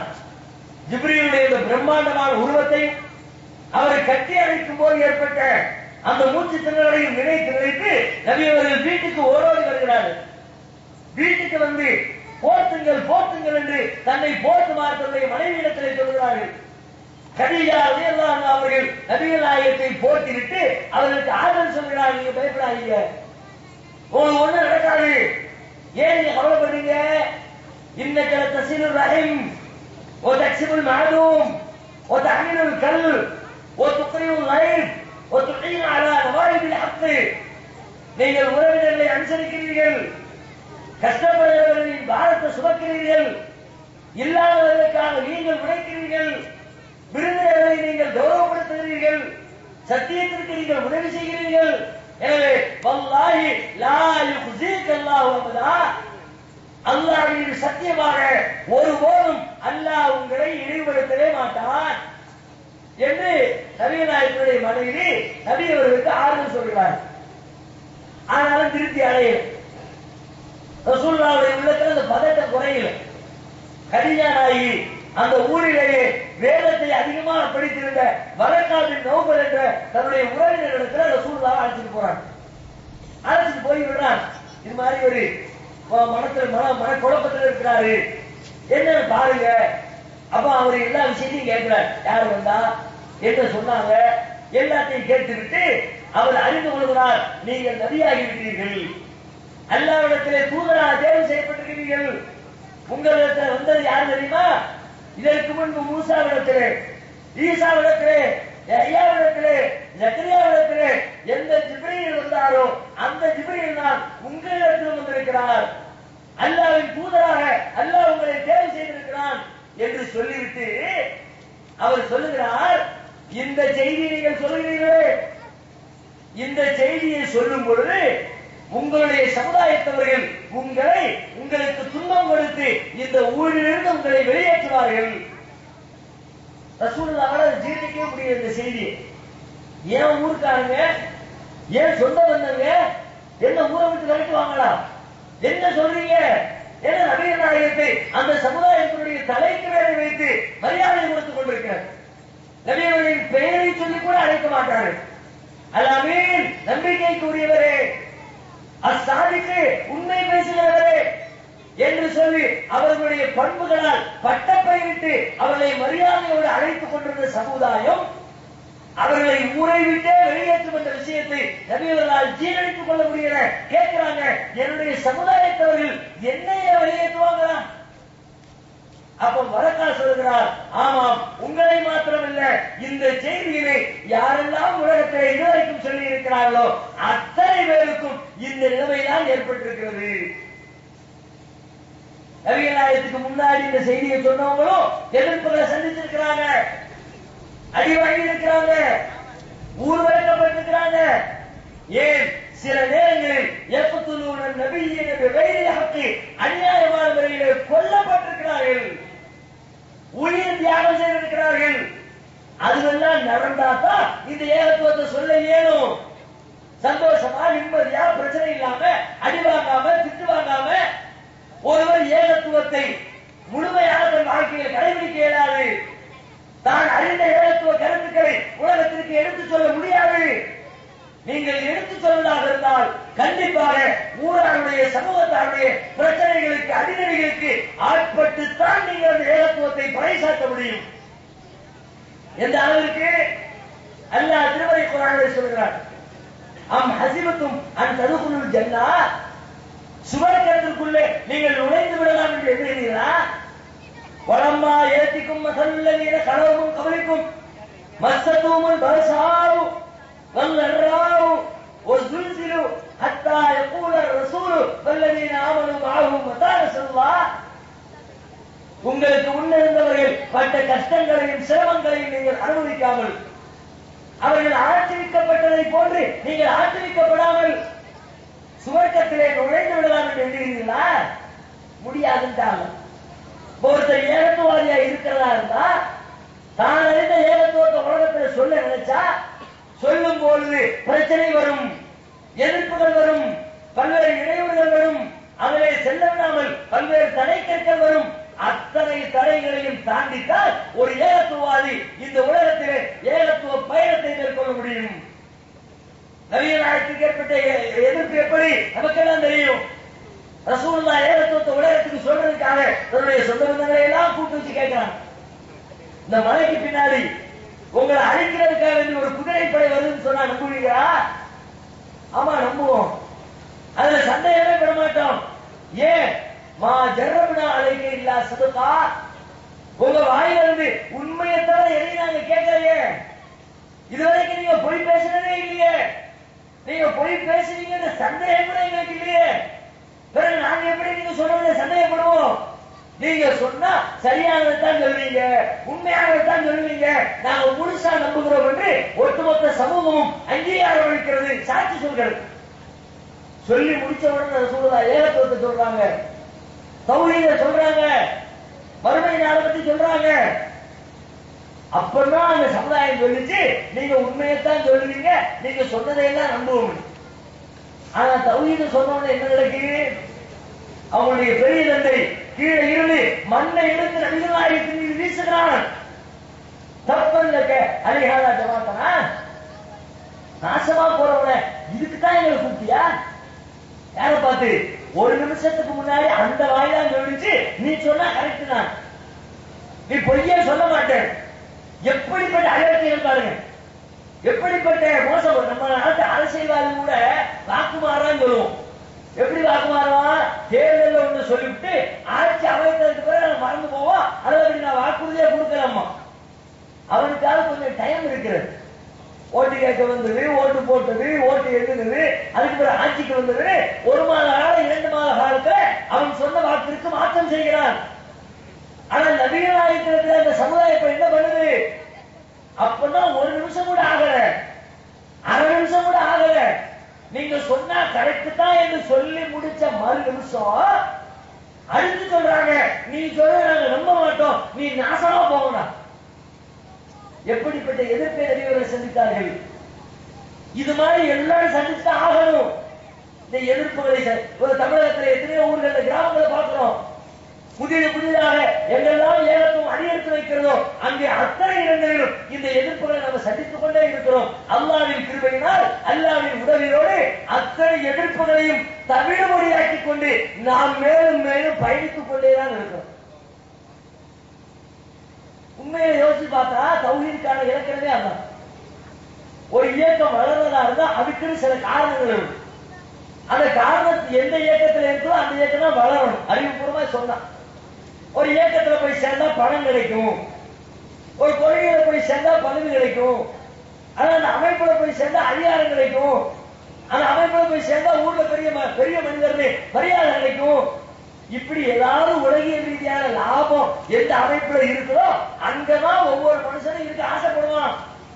அது மாதிரி அமைப்புகளை கட்சிகளை தேடி தேடி அதுல போய் தன்னை சேர்த்துக் கொள்வார்கள். அது மாதிரி அமைப்புகள் தான் உலகத்துல வளரவும் செய்யும். நீங்க கண்ணுக்கு பாக்குறீங்களே, ஒரு கட்சி ஆட்சியில இருக்கும், அந்த கட்சி தோற்றுது, அடுத்த கட்சி ஆட்சிக்கு வருது. பாருங்க, திமுக ஆட்சி காலத்துல ஊருக்குள்ள சிட்டிக்குள்ள பயணம் பண்ணுற கார்கள்ல அதிகமான கார்ல கொடி என்ன கொடின்னு பார்த்தா கருப்பு சோப்பு கொடி தான் தொங்கிட்டு இருந்துச்சு. இன்னைக்கு கண்ணிலே காணும், ஒரு பேர் ஓட மாட்டேங்க. மந்திரி தலைவர் 4 பேர் 3 பேரை தவிர பெரும்பாலும் யாரை பார்த்தாலும் கருப்பு சோப்பே காணும். எல்லாம் அதிமுக ஒளிதான் இருக்கிறது. காரணம் என்ன? நல்லாவே தெரியுது. இப்ப இதுக்குதான் போச்சு. நம்ம இப்படி பைக் அடிக்க வேண்டியதா என்று ஆட்சி அதிகாரத்தில் இருக்கிறவர்களை ஒட்டிக் கொண்டால் நாம் ஆதாயம் அடைகிறோம். ஆதாயத்திற்காக வேண்டி ஆதாயத்தை எதிர்பார்த்துதான் ஒரு கட்சியில சேர்றாங்க.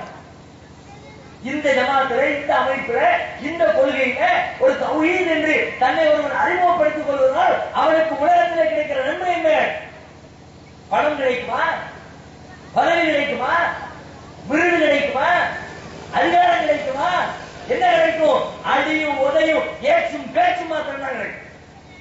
தெருவுக்குள்ள நடந்து போனா ஊராடுகளத்திலே கிண்டல் கிடைக்கும். போராளியா சீர்திருத்தவாதி வந்துட்டான், நமக்கெல்லாம் தெரியாதா இவர் சொல்ல வந்துட்டாரு அப்படின்னு சொல்லுவோம். இவங்கதான் நம்ம ஊர் ஜமாத்து தலைவராங்களா, கிளை தலைவராக கிண்டல் பண்ணுவோம். மரியாதை கிடைக்குமா?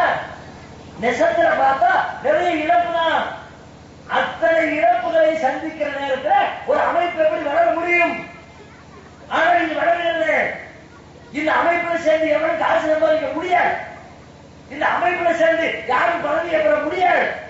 ஒரு வார்டு கவுன்சிலராக வர முடியாது, ஒரு மெம்பரா இருக்க முடியாது, ஒரு சேர்மனா இருக்க முடியாது, ஒரு எம்எல்ஏவா இருக்க முடியாது, இங்க கட்ட பஞ்சாயத்து பண்ண முடியாது, ரவுடிசம் பண்ண முடியாது, வருமானத்தை பெருக்க முடியாது. கையில இருந்து காசு வேணா கரைக்க முடியும். ஒரு நிகழ்ச்சி நடத்தினா நிகழ்ச்சி ஏற்பாடு செஞ்சோம்னா முதல்ல காசுக்கு போனோம். யோசிச்சு பாருங்க, இந்த இயக்கம் வளர முடியுமா? வளர்றதுக்கு எந்த சாத்தியக்கூறாக இருக்குதா? ஆனால் வளர்கிறது. அன்று 5ஆக இருந்தது, 50ஆக இருந்தது, 500ஆக இருந்தது. இன்றைக்கு அல்லாஹ்வின் கிருபையினால் பல லட்சங்களை கடந்து நிற்கிறது. காரணம் என்னன்னா, சத்தியம் ஏகத்துவம் இருக்குது. இவ்வளவு எதிர்ப்புகளை சந்திக்காம ஏகத்துவம் வளரவில்லை. இந்த எதிர்ப்பில் நாம் கவனிக்க வேண்டிய முக்கியமான எதிர்ப்பு தௌஹீத்வாதிகள் தலைமுறைகளை எதிர்ப்பு. அதுதான் நம்ம முதல்ல தெரிஞ்சு வச்சு விழிப்புணர்ச்சியோடு இருக்கிறது. அது என்ன எதிர்ப்பு? அடி உதை என்று வந்தால் எதிர்த்து நின்று அடியை வாங்கி சிறை சென்று என் உயிரையும் அர்ப்பணிக்க தயார் என்று லட்ச தௌஹீத்வாதிகள் தமிழகத்திலே இருக்கலாம். ஆனால் எந்த எதிர்ப்பிலே பலகீனம் அடைந்து சோழை போகிறார்கள் என்று சொன்னால் குடும்பத்தார், இரத்த பந்தங்கள், சொந்தக்காரர்கள், உறவினர்கள், நண்பர்கள், தெரிந்தவர்கள், பக்கத்து வீட்டுக்காரர்கள் என்று முகத்தாட்சணை இருக்கிற இந்த முகத்தாட்சணை என்ற தடை வருகிற பொழுது அங்கதான் நம்மால் சோரம் போறோம். சின்ன வயசுல இருந்தே பழகிட்டேன், சின்ன வயசுல இருந்தே ரொம்ப நெருக்கம், எங்களுக்கு ரொம்ப சொந்தக்காரங்க நெருங்குறவங்க, எனக்கான இவர் எதெல்லாம் செய்வாரு என்று சொல்லி தன்னுடைய நட்பு வட்டாரத்தில் இருக்கிறவர்களுக்காக, சொந்த பந்தங்களுக்காக, தெரிந்தவர்களுக்காக இந்த தௌஹீதை விட்டு பல பேர் தடம் புரளுகிறார்கள். தௌஹீத்வாதி என்று சொல்லிக் கொள்கிற பல பேர் தௌஹீதின் அடிப்படையில் இருந்து வெளியேறுவதற்கு இதுதான் முக்கிய காரணம். அடிப்படை உழைப்புங்கிற எதிர்ப்பை விட ஆசை வார்த்தை காட்டுகிற எதிர்ப்பு இருக்கிறது. அண்ணன் தம்பி என்ற வழியிலே வரக்கூடிய அந்த பாசம் என்ற எதிர்ப்பு இருக்கிறது. அதுதான் பெரிய முசீபத். அதுக்கு தான் பல பேர் பெரியாகிக் கொண்டிருக்கிறார்கள். அல்லாஹ் ரப்பல் ஆலமீன் திருமறை குர்ஆனிலே சொல்லுகிறான், ஏகத்துவத்தை நிலைநாட்ட வரக்கூடிய நேரத்தில் அதற்கு இடையூறாக அதை செய்ய விடாமல் தடுத்து உங்களுடைய வழிகளை குறுக்கிடுவதற்கு அண்ணன் வருவான், தம்பி வருவான், உறவினர் வருவார், பெற்றோர் வருவார். அப்படி யார் வந்திருந்தாலும் அவர்களோடு உங்களுக்கு ஒட்டும் இல்லை, உறவும் இல்லை என்று அடித்து வெறுக்க வேண்டும் என்று திருமறை குர்ஆன் பேசுகிறது. அந்த கட்டத்தில் தான் ஒரு ஆள் நிற்கணும், அதெல்லாம் உறுதியை வெளிப்படுத்தணும். குர்ஆன் சூரத்துல் முஜாதலா 58வது அத்தியாயத்தில் எல்லாம் பேசுகிறான். லா தஜிது கௌமன் யுமினூன பில்லாஹி வல் யௌமில் ஆகிர் யுஆத்துன மன் ஹாத்தல்லாஹ வ ரசூலா. அல்லாஹ்வையும் மறுமை நாளையும் நம்பக்கூடியவர்கள் நேசிக்க மாட்டார்கள். யாரை நேசிக்க மாட்டார்கள்? மன் ஹாத்தல்லாஹ வ ரசூலா, யார் அல்லாஹ்வுக்கும் அல்லாஹ்வுடைய ரசூலுக்கும் எதிரிகளாக இருக்கிறார்களோ அப்படிப்பட்டவர்களை ஒரு மூமின், ஒரு தௌஹீத்வாதி, ஒரு ஏகத்துவவாதி அவன் நேசிக்கவே மாட்டான். அண்ணன் தம்பி பாசம் எல்லாம் ஓகேனா, எப்போ நீ ஏகத்துவத்துக்கு எதிராக நின்னா அப்ப கிடையாது. சத்தியத்தை அழிக்க ஒரு திட்டம் இருக்குன்னா அப்ப கிடையாது. யாராக நீரு பலவுக்கானும் ஆபாகும் அவ அபுனாகும் அவ இஹ்வானகும் அவ அசீரகும், அவர்கள் உங்களை பெற்றெடுத்த பெற்றோராக இருந்தாலும், நீங்களே பெற்றெடுத்த பிள்ளைகளாக இருந்தாலும், உங்களோடு பிறந்த சகோதரர்களாக இருந்தாலும், உங்களுடைய குடும்ப உறுப்பினர்களாக இருந்தாலும், அவர்களோடு நேசித்து உறவு பாராட்டி, எங்க அண்ணன், என் தம்பி, என் மாமா, மச்சானே உறவு பாராட்டாத, கொஞ்சம் குழாவாத. நபிகள் நாயகம் எத்தனை பெரிய இழப்புகளை சந்திச்சாங்க. அபூலகத்துல உறவு பாராட்டினாங்களா? அபூலகம் யாரு? நபிகள் நாயகத்துடைய விரோதி, நபிகள் நாயகத்துடைய பெரியப்பா. ரசூலுல்லாஹ்வுக்கு வேண்டி உயிரை கூட கொடுக்கிறதுக்கு தயார்னு சொன்னேன். நபிகள் நாயகம் பிறந்த நேரத்தில் அவர்கள் பிறந்த செய்தியை ஒரு அடிமை பெண் என்று சொல்கிறார். அபூலகத்துல உங்க தம்பிக்கு மகன் பிறந்திருக்கிறான், அப்துல்லாவுக்கு ஒரு பிள்ளை பிறந்திருக்கிறாரு, முகமது பேர் வச்சிருக்கிறாங்க, முகமதுங்கிற பிள்ளை பிறந்திருக்கிறது என்று அபூலகத்திலே செய்தி சொல்லப்படுகிறது. அப்ப அபூலகப் அந்த சந்தோஷத்தை வெளிப்படுத்துறதுக்கு யோசிக்கிறான். என்ன செய்யறது? மகிழ்ச்சி தாங்க முடியல. அந்த செய்தியை சொல்ல வந்த அடிமை பெண்ணை பார்த்து சொல்றான், உன்னை நான் விடுதலை செய்கிறேன், நீ என்னை விட்டு சென்று விடு. ஒரு அடிமையை விடுதலை செய்யறதுனா சாதாரண விஷயம் இல்லை. இன்னைக்கெல்லாம் விலை உயர்ந்த கார்கள் 50 லட்சம், 1 கோடி, 2 கோடிங்கிறவ அது மாதிரி அன்றைக்கு மனிதர்கள் அடிமைகளாக சந்தைகளிலே விற்பனை செய்யப்பட்டார்கள். 50 லட்சம், 60 லட்சம் என்று காசு கொடுத்து வாங்குவார்கள். அப்படிப்பட்ட பல லட்சம் ரூபாய் மதிப்புள்ள ஒரு பொருளை முகமது பிறந்த செய்தியை கேட்டதற்காக, அந்த மகிழ்ச்சியை வெளிப்படுத்துவதற்காக அந்த செய்தியை சொன்ன பெண்மணியே விடுதலை செய்கிற அளவிற்கு முகம்மதின் மீது பாசம் கொண்டவன் இந்த அபூலகம். அது மட்டும் இல்ல, நபிகள் நாயகம் பிறந்த உடனே அவங்க பிறக்கும் போது தந்தை இல்ல, பாட்டரான வளர்க்கிறாரு. வளர்த்த பாட்டரா மரணிக்கிற நேரத்தில் நமக்கு பிறகு இந்த முகம்மதை, இந்த அனாதை சிறுவனை யாருடைய கருத்திலே ஒப்படைப்பது என்று தன்னுடைய பிள்ளைகளை எல்லாம் அழைச்சு வச்சு டிஸ்கஸ் பண்றார். அப்ப இந்த அபூலகம் ஃபைட் பண்றா தன்னுடைய தந்தை இடத்துல, அபூதாலிப் இடத்துல, அப்துல் முத்தலிப் இடத்துல ஃபைட் பண்றா. என் தம்பிமான ஏண்ட கொடுங்க, முகம்மதை ஏண்ட கொடுங்க, நான் வளர்க்கிறேன் என்று சண்டையிட்டு போட்டி போட்டு அந்த பிள்ளையை வளர்ப்பதற்கு ஆர்வம் காட்டிய அபூலகம் நபிகள் நாயகம் நேசிச்சாங்களா? பெரிய தான் கொஞ்சம் குழாவுனாங்களா? எப்படி சொன்னாங்க? உன் மேல நாசம் உண்டாகட்டும். இவன் சொன்னாரு முகம்மதை உழைக்கு நாசம் வரட்டு. அல்லாஹ் சொன்னார் தப்பத்தியதா அபீ லஹபின் தப், அபூலகபுடைய 2 கரங்கள் நாசமடையட்டும், அவனும் நாசமாகட்டும் என்று அல்லாஹ் நாசமாக்கணும்னு சொன்னாங்க. அப்படிப்பட்ட நாசத்தை, சாபத்தை அபூலகபிற்காக வேண்டி நபிகள் நாயகம் அல்லாஹ்விடத்திலே கேட்டார்கள். பெரிய தாங்க பார்க்கல, நமக்காண்டி பாடுபட்டு பார்க்கல, நம்ம வளர்க்கிறதுக்காண்டி அவர் போட்டி போட்டான்னு பார்க்கல, நம்ம பிறந்த மகிழ்ச்சியை கொண்டாடுறதுக்காக வேண்டி பல லட்சம் ரூபாய் தர்மம் பண்ணாரு பார்க்கல. எதை பார்த்தாங்க? இவர் அல்லாஹ்வுடைய மார்க்கத்துக்கு விரோதியாக இருக்கிறார், அல்லாஹ்வுடைய சட்டத்தை எடுத்திருக்கிறார். இவர் யாராக இருந்தாலும் இவரோடு நான் உறவுபாரம் பாராட்ட மாட்டேன் என்று சொன்னாங்க. அதனால ஒரு ஏகத்துவாதி இடத்துல இருக்கணும். இன்னைக்கு இருக்குதா? இன்னைக்கு ஏகத்துவாதி எப்படி? ஒரு வீட்டுல கல்யாணம் நடக்கும், 10 லட்சம் வாங்கி கல்யாணம் பண்ணுவான். அல்லாஹ்வுடைய மார்க்கத்திற்கு எதிராக கொடுமை பண்றாங்க. பொம்பளை இடத்துல காசு வாங்குறது அநியாயம் இல்லையா? கல்யாணங்கிற மண்டலத்துல ஆணும் பெண்ணும் சேர்கிற நேரத்திலே அதிகபட்சமான இழப்புகளை தியாகங்களை செய்யக்கூடிய பெண்ணிடத்திலே போய் கல்யாணம் பண்றதுக்கு காசு தான் கேட்கிறீங்க. இவரை கூட ஒரு கவனிப்பை உடனே இருப்பான எப்படியா காசு கேட்கிற? ஏதோ கேட்கிற? ஒரு கடுகளவுக்கு நேரம் இல்ல. உன் பிள்ளைய வயிற்றுல வச்சு வளர்த்து கஷ்டப்பட்டு பெற்றெடுத்து உசுரா கொடுத்து பெற்றெடுத்து தர்றாங்க, அவன்கிட்ட போய் காசு கேட்பியா? அப்படி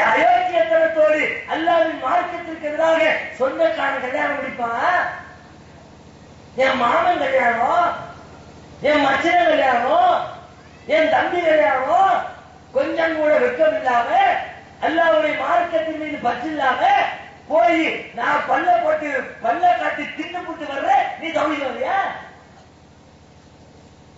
சொல்லிக்கு ஊர் வெப்பனைக்கு சொல்லிக்கலாம். அல்லாஹ்விடத்துல தௌஹீத் வாங்கி நீ பதிவுபடுறியா? தௌஹீத் வாங்கி சொல்றதுனால உனக்கு உலகத்துல என்ன லாபம்? மறுமையை வச்சுதானே, மறுமையை வச்சு கிடைக்குமா? விதத்தாங்க துவாக்களை ஓடுறாங்க, அதுல போய் சேர்ந்துக்கிறீங்க. பாத்தியாக்கள் ஓடுறாங்க, அதுல போய் சேர்ந்துக்கிறீங்க. தௌஹீத் வரியா? நீ அதுல செய்யறங்கிறது ரெண்டாவது. நாம செய்யலையே, நீ செய்யற ஓகே.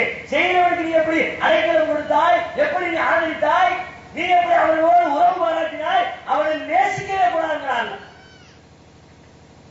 அவன் தப்பு அவனோட போயிட்டா பிரச்சனை இல்லை. சில பேர் இருக்கிறாங்க, அவர்கள் இந்த ஏகத்துவத்திற்கு எதிரிகளாக நிற்பாங்க. அவன் தன்னோட தப்பு செஞ்சுக்கிறான், அவன் அல்லாஹ்வுக்கு பதில் சொல்றான்னா அது ஒரு விதம். அவனோடு பேசுறது, பார்க்கறது, உறவு பாராட்டுறது, அதான் என்ன குற்றம் சொல்லல. ஆனா ஏகத்துவத்தை சொல்லும் போது சொல்ல விடாமல் முட்டுக்கட்டையாக அதை செயல்படுத்துவதற்கு தடையாக இருப்பாங்களே, அப்படிப்பட்டவரை நேசிக்காதவர்களால் அவனை வெற்றி விடு. அவன்கிட்ட உழைக்கிறதா பேச்சு. வசூலுக்காக அறிவு செய்ய சொல்றாங்க. இந்த நிகழ்ச்சி ஏற்பாட்டுக்காக நிறைய செலவு பண்ணி இருக்கிறாங்க. வந்திருக்கிற மக்கள் அதிகமாக தர்மம் பண்ணுங்க. இப்ராஹிம் அலைஹிஸ்ஸலாத்துடைய வரலாறு அல்லாஹ் பேசுகிறான். கது கானத்துக்கும் உஸ்வத்துன் ஹஸனத்துன் ஃபீ இப்ராஹிம் வல்லதீன மஅஹு. இப்ராஹிமிடத்திலும் இப்ராஹிமோடு இருந்தார்கள் இணை நம்பிக்கையாளர்கள், அவர்களிடத்திலும் உங்களுக்கு அழகான முன்மாதிரி இருக்கிறது. ரெண்டு பேரை பத்தி சொல்லும் போது அல்லாஹ் முன்மாதிரியை சொல்றோம். ஒன்று நபிகள் நாயகம், இன்னொரு இப்ராஹிம் அலைஹிஸ்ஸலாம். அந்த இப்ராஹிம் அலைஹிஸ்ஸலாத்துடைய முன்மாதிரியை பத்தி அல்லாஹ் சொல்றான். என்ன முன்மாதிரி? இது காலு லிகௌமிஹிம் இன்னா புராஉ மின்கும் வ மிம்மா தஅபுதூன மின் தூனில்லாஹ். அவர் தன்னுடைய சமுதாயத்தை பார்த்து சொன்னார். எந்த சமுதாயம்? ஏகத்துவத்தை சொல்லும் போது அடிக்கிறாங்க, உதைக்கிறாங்க, நெருப்புல தூக்கி போடுறதுக்கு திட்டமிடுறாங்க. அந்த சமுதாயத்தை பார்த்து சொல்கிறார், இன்னா புராஉ மின்கும் வ மிம்மா தஅபுதூன மின் தூனில்லாஹ். நாங்கள் உங்களை விட்டும் நீங்கள் வணங்குகிற தெய்வங்களை விட்டும் விலகிக் கொண்டோம். وبدا بيننا وبينكم العداوة والبغضاء أبدا حتى تؤمنوا بالله وحده.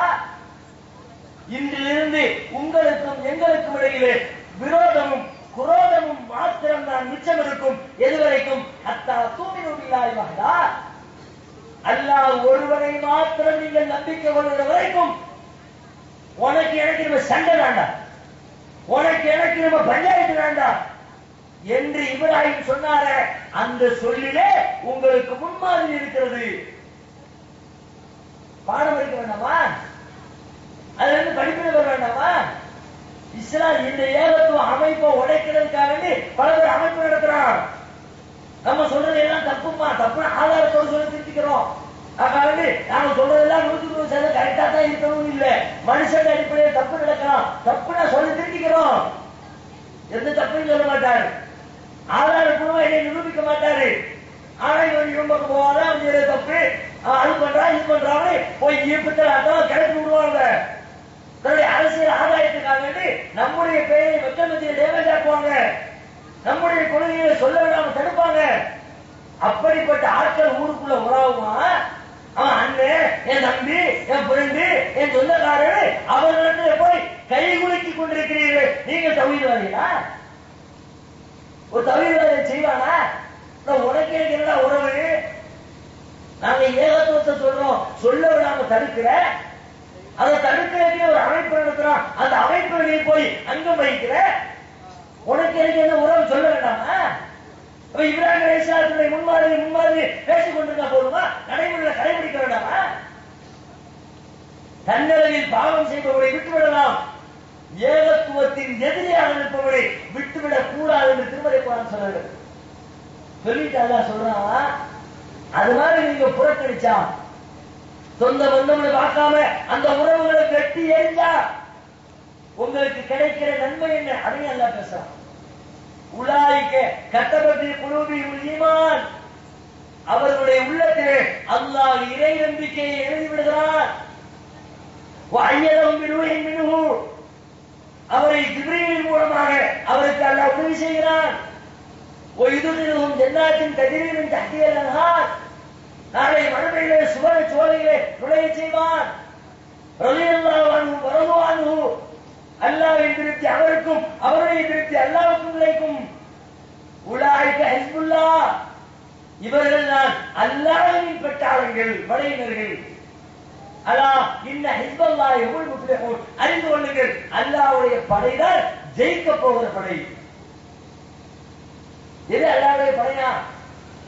இந்த அல்லாஹ்வுடைய மார்க்கத்துக்கு எதிராக நிக்கிறவனை எவன் வெட்டுறானோ, விரட்டி விடுறானோ, உனக்கு எனக்கும் ஒட்டுமில்ல உறவுமில்ல அறிவிக்கிறானோ அவன் அல்லாஹ்வின் படையை சார்ந்தவன். ஒரு ஏகத்துவாதி தான் அல்லாஹ்வுடைய படையில இருப்பான். அப்ப ஏகத்துவாதிகளா இது மாதிரி உறவுகளை எல்லாம் பார்த்து கல்லடிக்க கூடாது, அதற்காக மார்க்கத்தை இளைஞசப்படாது. அப்படிப்பட்டவர்களோடு அந்த ரங்க முறையிலே எந்த தொடர்பையும் வைத்துக் கொள்ளக்கூடாது. நபிகள் ஸல்லல்லாஹு அலைஹி வஸல்லம் கடந்த காலத்தில் அந்த ஒரு மனிதரை பற்றி நான் நிகழ்ச்சியை பற்றி சொல்றேன். ஒரு மனிதர் வெளியூருக்கு புறப்படுகிறார். அப்ப அல்லாஹ் ரப்பல் ஆலமீன் ஒரு மாணவரை மனித வடிவத்தில் அவரிடத்தில் அனுப்பி வைக்கிறார். மாணவர் வந்து கேட்கிறார், எங்கப்பா போற? நான் இந்த கிராமத்துக்கு போகிறேன். எதுக்கு போற? நான் அங்க ஒருத்தரை சந்திப்பதற்காக போறேன். ஏன் அவரை சந்திக்கிற? அவருக்கு எதுவும் காசு கொடுத்துருக்கே வாங்க போறியா? அல்லது அவருக்கு ஏதாவது உதவி வாங்க திருப்பி கொடுக்க போறியா? இல்ல. அல்லது அவர் உனக்கு சொந்தக்காரரா? இல்ல. அல்லது வேற உனக்கு தெரிஞ்ச நண்பரா? அதுவும் இல்ல. வேற எதுக்கு தான் அவரை சந்திக்க போகிற? அப்ப அந்த மனிதர் சொல்கிறார், இன்னி உஹிப்புஹு ஃபில்லாஹ், நான் அல்லாஹ்வுக்காக அவரை நேசிக்கிறேன். அவர் நல்ல மனுஷனா இருக்கிறார், நல்ல காரியங்களை செய்கிறார், அதனால அவரை நான் நேசிக்கிறேன், அவர் அதுக்காக நான் பார்க்க போறேங்கிறார். அப்ப நம்ம அதுக்கு சொல்கிறார், இன்னை ரசூலுல்லாஹி இலைக், என்னை மனுஷன் நினைச்சுக்காத, அல்லாஹ்வின் புறத்திலிருந்து உனக்காக அனுப்பி வைக்கப்பட்ட தூதன் மலக்கு நான். எதுக்கு வந்திருக்க தெரியுமா? அல்லாஹ் யுஹிப்புக, அல்லாஹ் உன்னை நேசிக்கிறான். கமா துஹிப்புஹு இய்யாஹு பிஹி, நீ அந்த மனிதரை நேசிப்பதை போன்று அல்லாஹ் உன்னை நேசிக்கிறான். இந்த செய்தியை உன்னிடத்திலே சொல்வதற்காக அல்லாஹ் என்னை அனுப்பி வைத்தார் என்று அந்த மாணவர் மனிதனிடத்திலே சொல்கிறார். நீங்க என்ன பார்க்கிறோம்? நம்முடைய நேசம், நம்முடைய தொடர்பு, நம்முடைய கொடுக்கல் வாங்கல் அல்லாஹ்வுக்காகத்தான் இருக்கணும், மார்க்கத்துக்காகத்தான் இருக்கணும். உறவுகளுக்காக, நட்புக்காக, உலகத்தின் ஆதாயத்திற்காக, வேறு எந்த உலகாதாய நன்மைகளுக்காக இருந்துவிடக் கூடாது. அதையெல்லாம் இரண்டாம் பட்சமா வைங்க. முதல்ல அல்லாஹ், அல்லாஹ்வுடைய மார்க்கம், அவருடைய சட்டம், அதை உள்ளுக்கிற வைங்க. இன்னும் சொல்றாங்க நபிகளாயோ, மன் அஹப்பலில்லாஹ் வஅபுதலில்லாஹ் வஅதாலில்லாஹ் வமனாலில்லாஹ் ஃபகத் இஸ்தக்பலல் ஈமான். யார் அல்லாஹ்வுக்காக நேசிக்கிறாரோ, அல்லாஹ்வுக்காக வெறுக்கிறாரோ, அல்லாஹ்வுக்காக கொடுக்கிறாரோ, அல்லாஹ்வுக்காக கொடுக்காமல் தடுத்துக் கொள்கிறாரோ, ஃபகத் இஸ்தக்பலல் ஈமான், அவர் இறை நம்பிக்கையின் பரிபூரணத்தை அடைந்து விட்டார். இறை நம்பிக்கைங்கிறது 70க்கும் மேற்பட்ட கிளைகளை உடையது. அல்லாஹ்வை நம்புறது, மலக்குகள் நம்புறது, ரோட்ல கிடக்கிற கல்லு முட்களை ஒதுக்கி போடுறது, அடுத்து வரக்கூடிய மக்களை பார்த்து புன்புறுவல் கூத்து சிரிக்கிறது, இப்படி 70க்கும் மேற்பட்ட விஷயங்கள் இறை நம்பிக்கையில இருக்கிறது. அந்த 70ஐ ஒரு மனுஷன் செஞ்சு முடிக்கிறது சாத்தியம் கம்மி. எல்லாராலும் எல்லாத்தையும் செய்ய முடியாது. ஆனால் யார் அல்லாஹ்வுக்காக நேசித்து அல்லாஹ்வுக்காக இருக்கிறாரோ அவர் கண்டிப்பாக ஈமானின் பூரணத்தை அடைந்து விட்டார், முழுமையாக அவர் நடைமுறைப்படுத்திட்டார் அர்த்தம் என்று நபிகள் நாயகம் சொன்னாங்களே. ஒரு ஏகத்துவாதி அதுக்குதான் ஆசைப்படணும். இதுதான் நம்ம தடுத்து நிற்கிற ஏகத்துவ பாதையில இருக்கிற தடை கற்களிலேயே முக்கியமான ஒரு தடற்கரை. இந்த சொந்த பந்தங்கள், நண்பர்கள் என்ற கோலத்திலே வருவார்கள். நாளாக நாளாக நாளாக அவர்களோடு சேர்ந்து சேர்ந்து சேர்ந்து நம்மிடத்தில் இருக்கிற ஏகத்துவத்தினுடைய கொள்கை பிடிப்பு எல்லாம் கொஞ்சம் கொஞ்சமாக கரைந்து கொண்டே போகும். நீங்க நினைப்பீங்க நான் உறுதியா இருக்கிறேன்.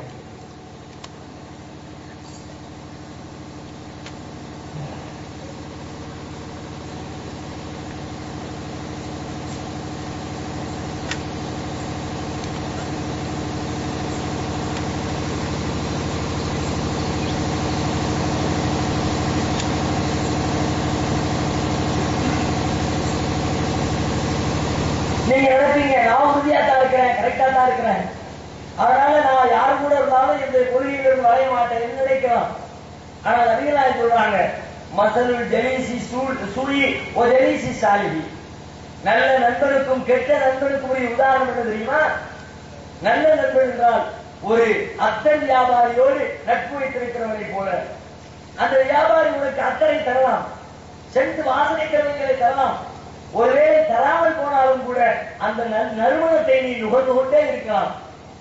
கெட்ட நண்பனுக்கு உதாரணம் என்ன தெரியுமா? கொல்லப்பட்டிலே வேலை செய்பவனை போன்று. அவன் உன்னை நெருப்பால் சுட வேண்டிய தேவையில்லை, பக்கத்திலே அமர்ந்திருந்தால் அங்கே இருந்து கிளம்புகிற புகை உன்னையும் வந்து பிடிக்கத்தான் செய்யும், அதுல இருந்து நீங்க தப்பிக்க முடியாது. நீங்க யாரோடு நெருங்கி இருக்கிறீங்களோ, யாரோடு பழகுறீங்களோ, யாரோடு உங்களுடைய தொடர்பை அதிகமா வச்சிருக்கிறீங்களோ அவருடைய பண்பாடு உங்களுக்கு கொஞ்சத்திற்கு கொஞ்சமாவது வெளிப்படத்தான் செய்யும். எனவே உங்கள் நட்பு வட்டாரத்தை கவனமாக அமைத்துக் கொள்ளுங்கள் என்று நபிகள் நாயகம் எச்சரிக்கிறார்.